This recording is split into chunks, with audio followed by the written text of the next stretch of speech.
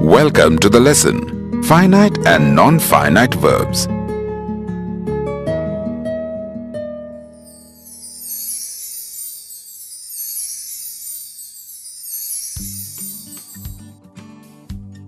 After completing this lesson, you will be able to define finite and non-finite verbs.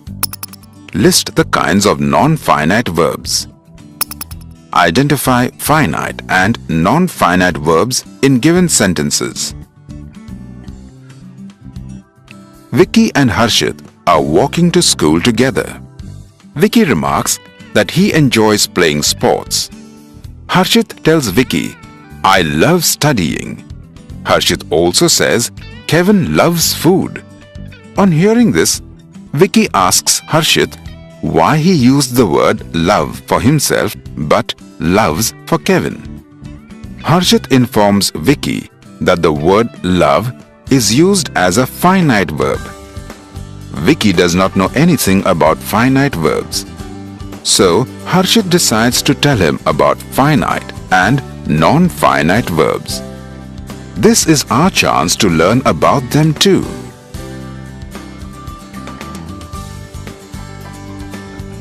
There are two kinds of verbs, finite and non-finite verbs.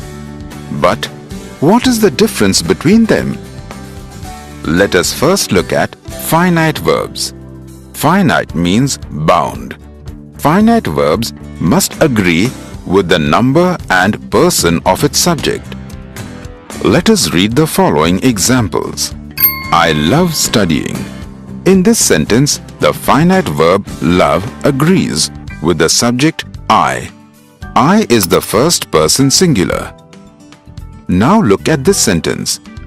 Kevin loves food. The finite verb loves in this sentence agrees with the subject Kevin. Kevin is the third person singular. So we can see that the finite verb agrees with the subject completely. If the tense of the sentence changes, then the form of the verb also changes.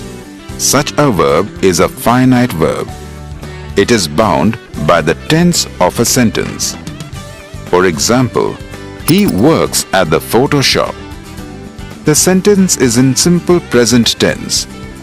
The finite verb works agrees with the subject and as well as the tense. Now, look at the next sentence. He worked at the photo shop. This sentence is in the simple past tense. As a result, the finite verb changes from works to worked. It agrees with both the subject he and the tense of the sentence. A sentence does not make any sense without a finite verb. A finite verb gives meaning to a sentence. Unlike finite verbs, non-finite verbs are not bound by tense, person, or number of the subject. Let us read these two sentences. Richie hates working. My friends hated working. Both these sentences have finite and non-finite verbs. The verb hate is the finite verb. It is bound by tense, number, and person. However, the verb working is a non-finite verb. It does not change even though the person, number, and tense of the sentence changes. Thus, non-finite verbs are not bound by subject-verb agreement. Non-finite verbs are an extension of a sentence and sometimes can be left out depending on the situation or context. The sentence will still make sense without the non-finite verb. Look at these two sentences. We must go shopping now. We must go now. The first sentence contains the non-finite verb shopping.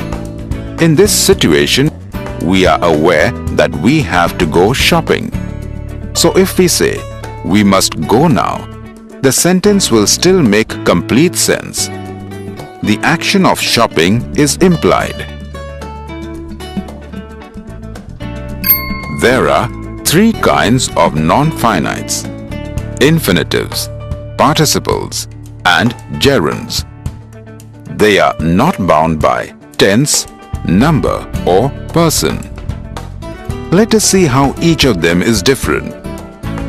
The infinitive consists of the words to plus verb. It simply names an action. For example, Sheila is going to wait outside the theater. The infinitive is formed by joining the words to and wait.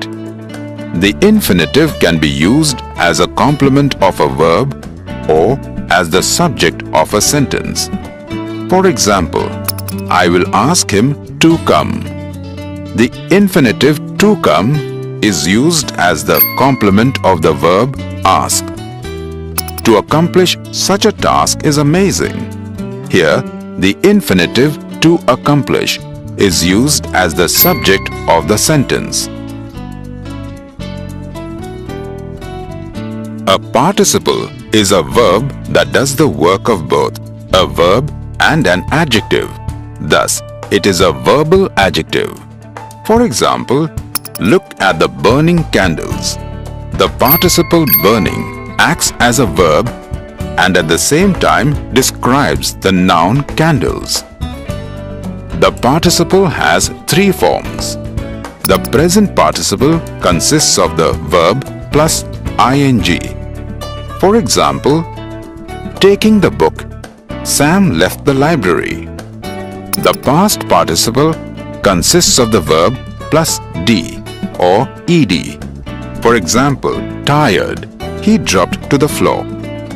The perfect participle consists of the verb having plus d or ed or en. For example, having eaten his dinner, Tom went to sleep. Like the present participle, a gerund also ends in ing, but a gerund acts as a verb and a noun. So it is called a verbal noun. For example, painting is my hobby. In this sentence, painting is a gerund.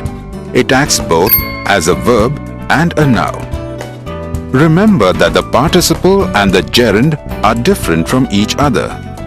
While the participle is a verbal adjective, the gerund is a verbal noun. Now that we have looked at finites and non-finites, let us read some more examples.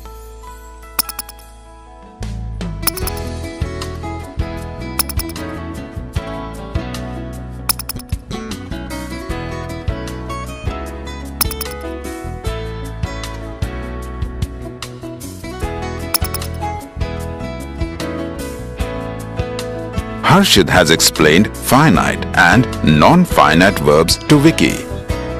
Let us revise the main points for Vicky before he reaches school.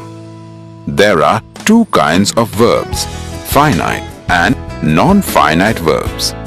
Finite means bound.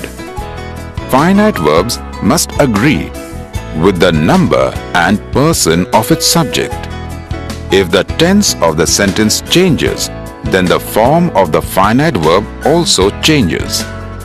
A finite verb gives meaning to a sentence. Unlike finite verbs, non-finite verbs are not bound by tense, person, or number of the subject. Non-finite verbs are an extension of a sentence and can sometimes be left out. Depending on the situation or context, the sentence will still make sense without the non-finite verb. There are three kinds of non-finites: infinitives, participles, and gerunds.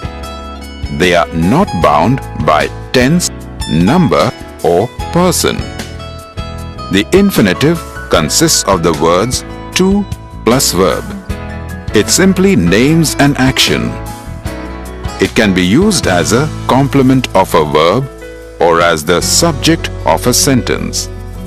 A participle is a verb that does the work of both a verb and an adjective.